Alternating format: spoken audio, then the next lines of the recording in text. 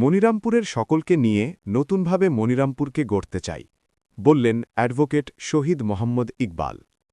রিপন হোসেন সাজুর তথ্য ও চিত্রে দক্ষিণ বাংলা ডেস্ক রিপোর্ট। যশোর ৫ মনিরামপুর আসনের বিএনপির বিদ্রোহী স্বতন্ত্র প্রার্থী উপজেলা বিএনপির সাবেক সভাপতি অ্যাডভোকেট শহীদ মোহাম্মদ ইকবাল হোসেনের কলস মার্কার গণসংযোগ ও পথসভা ও গণমিছিল অনুষ্ঠিত হয়েছে। রবিবার বিকালে তিনি উপজেলার ভোজগাতি ইউনিয়নে বিভিন্ন এলাকার বাজারে ও গ্রামের রাস্তার মোড়ে মোড়ে এ গণসংযোগ ও পথসভা করেন। এরপর ভোজগাতি ইউনিয়ন পরিষদের মাঠে এক পথসভায় বক্তব্য রাখেন প্রার্থী অ্যাডভোকেট শহীদ ইকবাল হোসেন। পথসভায় বক্তব্যকালে অ্যাডভোকেট শহীদ ইকবাল হোসেন বলেন, জেলা বিএনপি মনিরামপুরে সভা করে নির্বাচন কমিটি করে নির্বাচনের বিভিন্ন কমিটি করে আমাদের ধানের শেষ প্রতীকে মনোনয়ন প্রত্যাহার করে ওই মুক্তি অজ্ঞানের ছেলেকে দিয়ে হলো আমি কি বেঁচে আছি?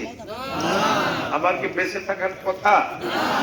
এ সময় তার সাথে উপস্থিত ছিলেন পৌর বিএনপির সভাপতি খায়রুল ইসলাম, ভোজগাতি ইউনিয়ন বিএনপির সভাপতি আব্দুল সাত্তার মহলদার, বীর মুক্তিযোদ্ধা গোলাম রাসুল, সাবেক ছাত্রনেতা ফিরোজ আহমেদ লান্টু, বিএনপির নেতা হারুন ও রাশিদ, শেখ মিজানুর রহমান ডাবলু, হিরু, মিজানুর রহমান, নাসির উদ্দিন ও ছাত্রনেতা অলিয়ার রহমান, কাজী ইমরান ও ফিরোজ হোসেন সহ ইউনিয়ন বিএনপির অঙ্গ সংগঠনের বিভিন্ন স্তরের নেতৃবৃন্দ।